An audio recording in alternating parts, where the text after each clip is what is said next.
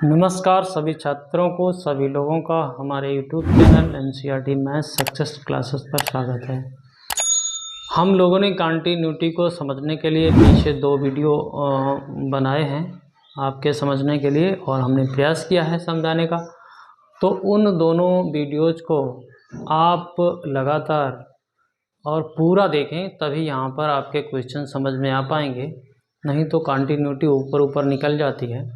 तो देखिए, हमने उसमें बहुत चीज़ें डिस्कस करी थी, तो सभी लोग चैनल को सब्सक्राइब जरूर करते रहिएगा। तो देखिए, हमने क्वेश्चन नंबर 2 और पहला क्वेश्चन भी पिछले ही वीडियो में कराया था, जिसमें हमने एक पार्ट किया था x बराबर 0 पर और x बराबर -3 और x बराबर 5 पर कंटिन्यूटी की जांच करने के लिए आपके लिए छोड़ दिया था। तो उसको आप खुद से करें और कर भी सकते हैं आप लोग। तो देखिए, दूसरा क्वेश्चन है हमारा x बराबर 3 पर फलन f(x) = 2x² -1 के सातत्य की जांच करनी है, यानी कि कंटिन्यूटी को परखना है कि ये कंटिन्यूअस है या फिर डिसकंटिन्यूअस है। तो देखिए, कंटिन्यूटी चेक करने के लिए हम लोगों को क्या करना पड़ता है, तो हम जो चीज़ लिख रहे हैं ये आपको समझाने का प्रयास करेंगे। तो देखिए कैसे, फंक्शन ऑफ सी, देखिए limit x tends to c positive function of x = limit x tends to c minus fx और फंक्शन की वैल्यू, ये तीनों मान यदि आपस में बराबर बैठते हैं और इनका यदि अस्तित्व है तो फिर हमारा जो भी पॉइंट है x बराबर c पर हमारा दिया गया फलन कंटिन्यूअस होता है। यदि नहीं आपस में बराबर बैठते हैं, ये इसके बराबर ना आए या फिर ये इसके बराबर ना आए या फिर ये इसके बराबर ना आए या फिर ये इसके बराबर ना आए, तो हम कहेंगे इस बिंदु पर जो भी दिया गया फलन है वो डिसकंटिन्यूअस है, यानी कि असंतत है। या फिर हमने एक बात और आपको बताई थी, limit x tends to c fx बराबर fc। तो देखिए, इसी का विस्तार रूप ये है और ये थोड़ा शॉर्ट रूप है। इसमें दायां पक्ष बायां पक्ष हो गया, इसको RHL बोलते हैं, इसको LHL बोलते हैं। ये आपको समझाया था हमने पिछले वीडियो में। तो आप चाहें तो इससे लगाएं या फिर यहाँ पर हमारा इससे भी काम चल सकता है। इस क्वेश्चन के लिए केवल या तो आप इससे करें या फिर इससे करें, तो दोनों तरीके से हम आपको करके दिखाते हैं। और यहाँ पर समझना बहुत ज़रूरी है, नहीं तो फिर आप आगे नहीं समझ पाएंगे। तो दोनों तरीके से, पहले हम इससे करेंगे फिर इससे करेंगे, दोनों तरीक़ों से आपको करके दिखाते हैं। तो देखिए, सबसे सरल काम ये है फंक्शन ऑफ सी निकालना। तो आपके पास x बराबर 3 पर कंटिन्यूटी की जांच करनी है।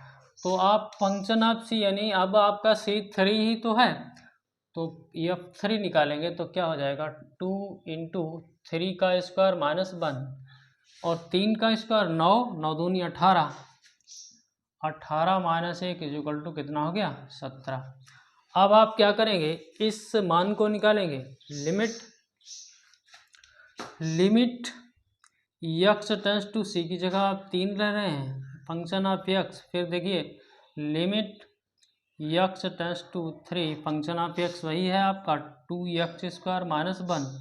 तो आप यहाँ रख दीजिए, लिमिट का प्रयोग करेंगे तो 2 × 3 का स्क्वायर -1, ये 9 दूनी 18 और एक माइनस का तो 17।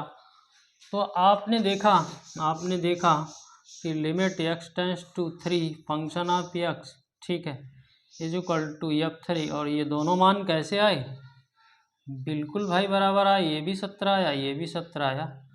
तो हम कंप्लीट रूप से कह सकते हैं कि x बराबर 3 पर दिया हुआ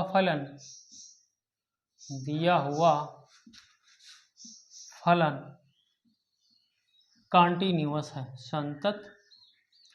तो देखिए, या तो आप इतना ही क्वेश्चन को करें, और नहीं यदि आपके समझ में आया है तो आप इस डेफिनेशन यानी इस फार्मूले से भी क्वेश्चन को कर सकते हैं।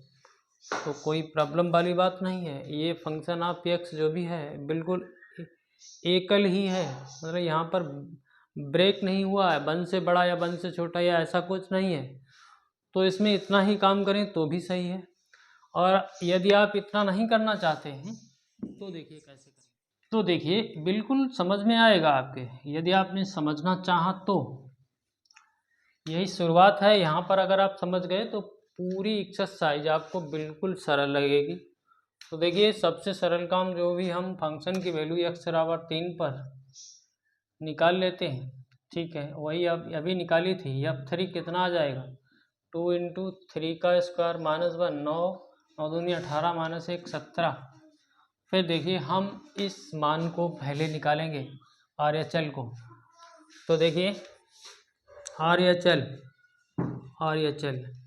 लिमिट x→c की जगह हमने 3 लिया हुआ, 3 प्लस फंक्शन ऑफ x। फिर देखिए थोड़ा सा आप समझे, h→0 कर दिया, अभी समझाएंगे h→0 कैसे हो गया। तो देखिए यहाँ पर 3 + h कर दिया हमने फंक्शन ऑफ 3 + h। तो किया क्या हमने, देखिए हमने x की जगह पर 3 + h कर दिया है, यानी कि 3 + h बराबर x कर दिया है, ठीक है। और x बराबर आप कितना ले रहे हैं, 3। तो देखिए 3 + h → 3, तो 3 से 3 गया, h → 2 कितना आ गया, 0। इस प्रकार से हमने क्या किया, x का मान जो है 3 + h से रिप्लेस कर दिया है।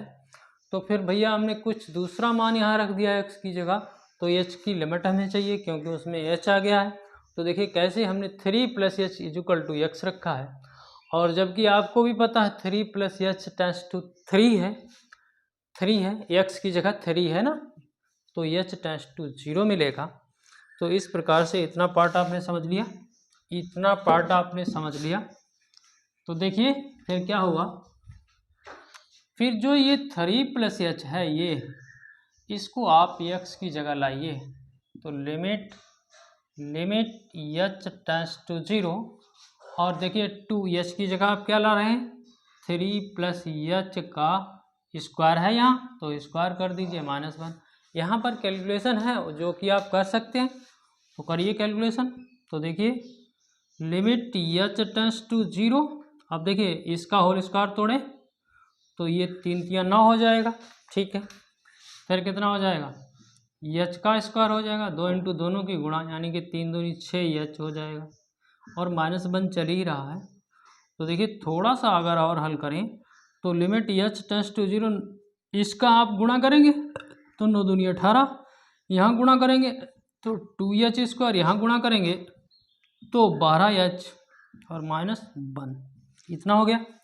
वैसे तो यहीं पर h का मान 0 रख के भी काम चल सकता था, लेकिन इतना भी कर सकते हैं, कोई दिक्कत नहीं। h की जगह पर आप 0 को रखेंगे क्योंकि h → 0 है। तो देखिए 18 - 1 कितना बचेगा आपको, 17 बचेगा, लिमिट रखने के बाद में, ठीक है। जगह कम है इसलिए ऐसा कर रहे हैं। अब देखिए ये LHL देखिए यहीं पर बिल्कुल सेम प्रक्रिया, लिमिट x → 3 नेगेटिव fx। फिर क्या करेंगे आप, लिमिट h → 0, बिल्कुल सेम प्रक्रिया, x की जगह आप 3 - h से रिप्लेस कर दीजिए फंक्शन आप, और आप इसको कहाँ रखेंगे, x की जगह रखेंगे। तो देखिए अभी आपको कठिन लग रहा होगा, लेकिन बिल्कुल नहीं लगेगा। 3 हम देखिए 3 से बड़े के लिए और 3 से छोटे के लिए, दोनों के लिए निकाल रहे हैं। ये 3 से बड़ा है, यहाँ 3 से छोटा है, तो हमारा फंक्शन तो एक ही प्रकार से परिभाषित है। यहाँ पर बड़ा छोटा तो है नहीं कुछ, तो यही रहेगा। तो देखिए इसको रखिए आप, तो लिमिट h → 0, आप 3 - h को x की जगह लेंगे, तो देखिए 3 - h का होल स्क्वायर -1। फिर इसकी कैलकुलेशन करेंगे, बिल्कुल लिमिट h → 0, और यहाँ देखिए कैलकुलेशन आप उसी तरीके से करेंगे, 3 का स्क्वायर 9, h का स्क्वायर h, ठीक है, 2 × दोनों की गुणा, यानी कि -6h, ठीक है, फिर -1 है। फिर देखिए यहाँ पर 9 दूनी 18 होगा, ठीक है, 2h, ये h² था भाई मेरे, ये 2h² हो जाएगा, ये 6 दूनी 12h हो जाएगा, 18 में से 1 घटेगा, तो ये भी कितना आ गया आपका इतने तो आप समझदार हैं ही कि यहाँ कैलकुलेशन कर सकते हैं, एच की लिमिट रख सकते हैं। तो हम लोगों ने देखिए कंप्लीट रूप से क्या निकाल लिया, limit x tends to 3 positive function of x और limit x tends to 3 negative function of x और फंक्शन ऑफ 3 मतलब 3 पर सभी की वैल्यू 17 ही है। तो इस प्रकार से भी हमने इस क्वेश्चन को करके आपको दिखाया है। तो देखिए अब हम कंप्लीट रूप से लिख सकते हैं x बराबर 3 पर दिया गया फलन संतत है। ठीक है, ये क्वेश्चन नंबर 2 की बात हो गई है। तो आपने समझ लिया होगा, कोई ज़्यादा कठिन तो है नहीं। अगले क्वेश्चन पर आते हैं। ठीक है, आ जाएं। तो यहाँ पर समझना बहुत ज़रूरी है, क्योंकि अगर आपने यहाँ समझ लिया तो समझ लीजिए फिर हर जगह समझ लेंगे। तो देखिए शॉर्ट रूप में अगला क्वेश्चन करेंगे अपने लोग।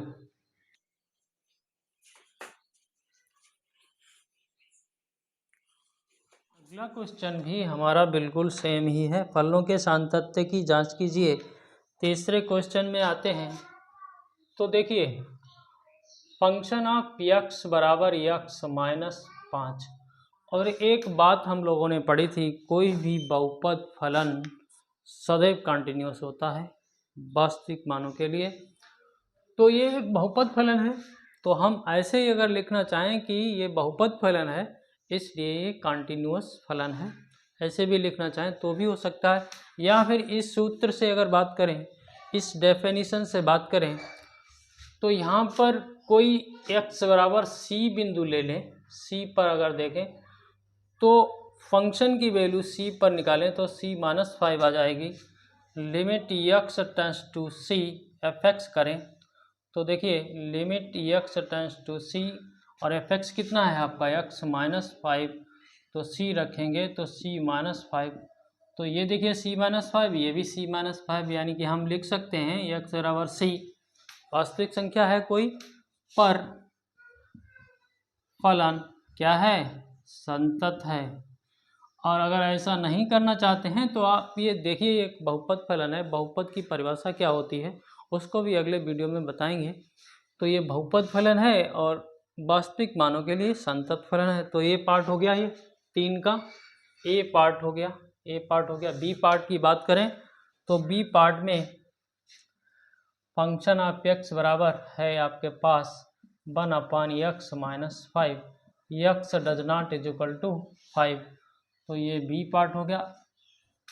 तो देखिए ये किन्हीं 2 फलनों का भागफल ही तो, एक फलन इसको मानिए एक फलन इसको मानिए। हम लोगों ने ये भी पढ़ा था कोई 2 फलन हो x बराबर c पर अगर हमारे कंटिन्यूअस फंक्शन है तो उनका भागफल भी कंटिन्यूअस होता है, but GC is not is equal to 0 होना चाहिए।